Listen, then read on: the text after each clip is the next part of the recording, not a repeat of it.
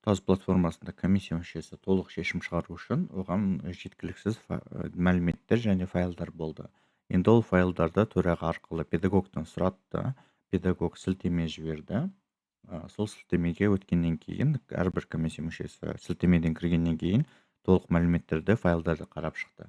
Енді ұстаз платформасында шешім шығару керек. Ол үшін комиссия бөліміне өтеміз. Комиссия бөліміне өткеннен кейін комиссияны таңдаймыз. Осы жерде міне осы педагог бойынша бізге қайтадан шешім шығару керек. Ол үшін біз кірген кезде бізде білім сапасын қамтамасыз етуде, осы жерде білім сапасында мониторинг жеткіліксіз болды және жетістіктер бөлімінде білім алушының жетістігі файлы қате енгізілді. Енді осы екі файлды қайтадан сұраттық. Сұратқаннан кейін біздің балымыз барлығы осылай тұр. Бағалап шықтық. Енді бізге шешім шығарған кезде сол сілтемені көрсету керек. Ол үшін шешім шығару батырмасын басамыз. Батырмасын басқан кезде сәйкес келеді. Осы педагогтың портфолиосы шешім негіздемесіне осы жерге сілтемені осылай көрсетеміз.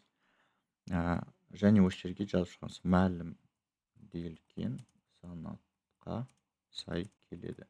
Мен мысалы ретінде жазып жаттым. Сіздер басқалай жазуларыңыз мүмкіндіктеріңіз бар.